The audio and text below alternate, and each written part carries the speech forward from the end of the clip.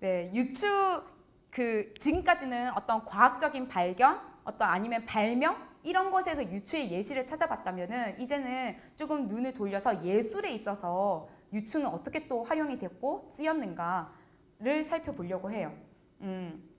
우리가 보통 문학 작품에서 보면은 삶이라는 것을, 인간의 삶이라는 것을 미궁이나 미로 이런 거에 많이 비유를 하죠. 근데 여기서 우리가 이 표시가 나오면은 귀찮은 거 되게 아시죠? 해야 되잖아요.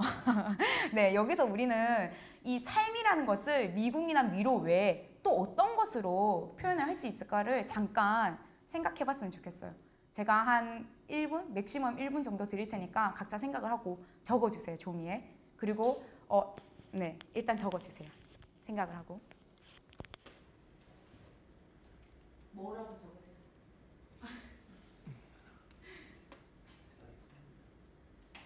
네, 옆 사람이랑 바꿔서 볼까요? 세 사람이면 세 사람끼리 바꾸고. 내 옆에 친구가 적은 것 중에 아 이거 진짜 재밌어. 혹은 이거 진짜 아니야. 설명해 주세요. 서로. 혹시 너도 비빔밥? 뭐라고 썼어요 이거? 스펀지 뷔페. 아 비빔밥이 뭐죠? 비빔밥이 뭐죠? 아무 색깔 좋아해.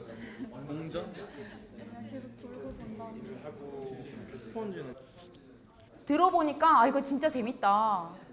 발표. 네, 이름 뭐죠, 학생? 형지현이요. 네. 그 스펀지라고 표현하셨는데 우리가 삶을 살면서 되게 많은 것들을 받아들이잖아요. 경험하면서 그게 스펀지가 많은 것들을 빨아들이는 것과 같다라고.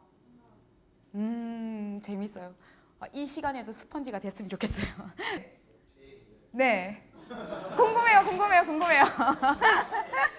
네. 인생을 정글짐 같다고 생각하는데 어울려. 어떤 사람들은 인생을 사다리처럼 살아요.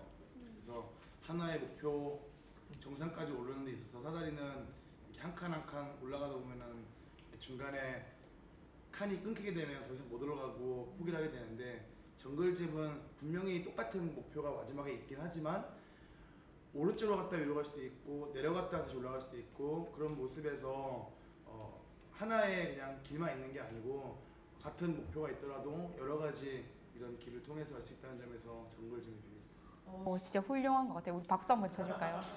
자발적으로 발표했어요.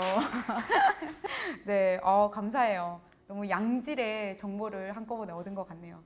네, 다음 우리 시간이 얼마 안 남았으니 과제 소개를 해야겠죠. 이런 또 이제 예술에서 우리가 아까 문학에서 봤다면 이번에는 어떤 조각가, 예술, 정말 미학 이런 데서 봤을 때 헨리 무어라는 조각가가 있는데 이 조각가의 특징이 뭐냐면 어떤 돌덩어리나 아니면 어떤 그 동물이나 어떤 그런 거의 뼈, 잔해 이런 거를 보고 영감을 얻어서 작품을 만든대요.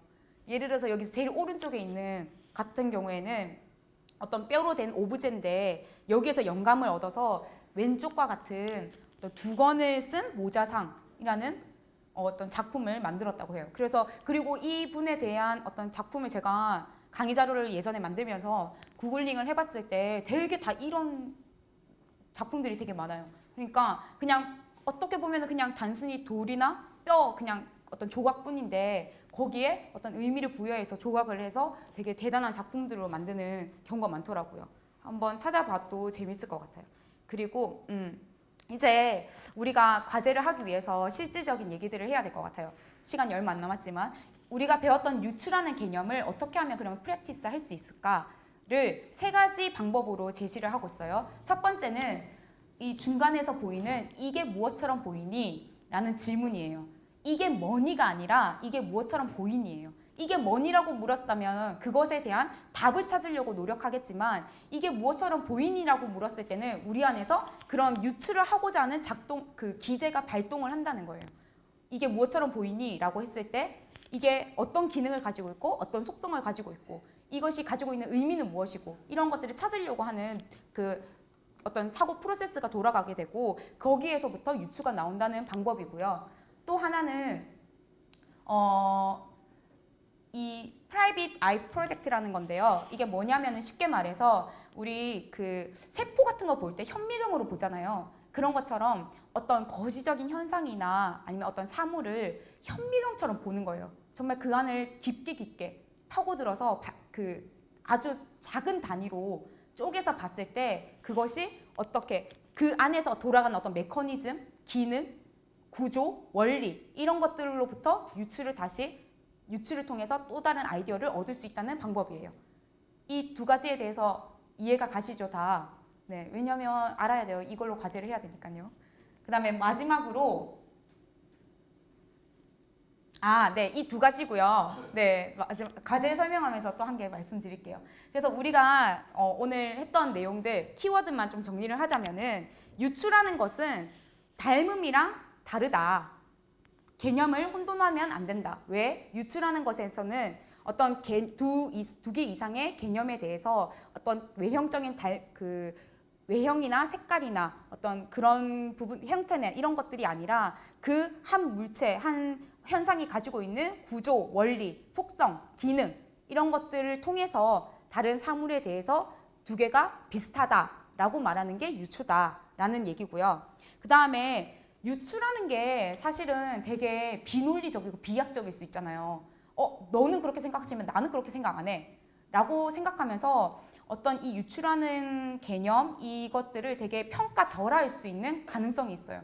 근데 이 책에서는 뭐라고 주장하고 있냐면은 유추를 통해서 비로소 새로운 발견을 할 수 있고 새로운 발명을 할 수 있다는 거예요.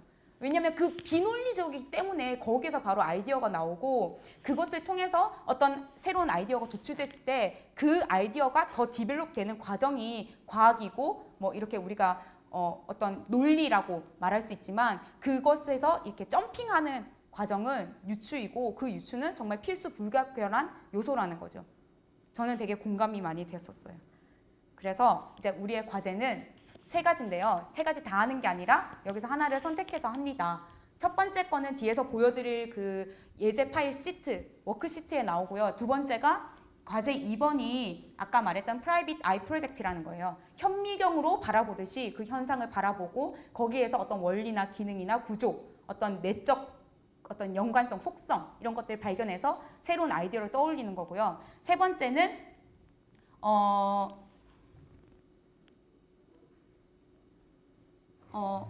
이게 제가 알고 있는 거랑 좀 바뀐 것 같기도 해요. 네, 아무튼 그 자기 조에서 진행하고 있는 컴패니언 디바이스에 대해서 일상생활에서 자신만의 어떤 이런 놀이를 해보자. 그러니까 그 자기 조에서 진행하고 있는 그 주제랑 연관되는 그 토픽을 잡고 유추 놀이를 과제를 하면 될 것 같고요. 첫 번째는 뭐냐면 이거거든요.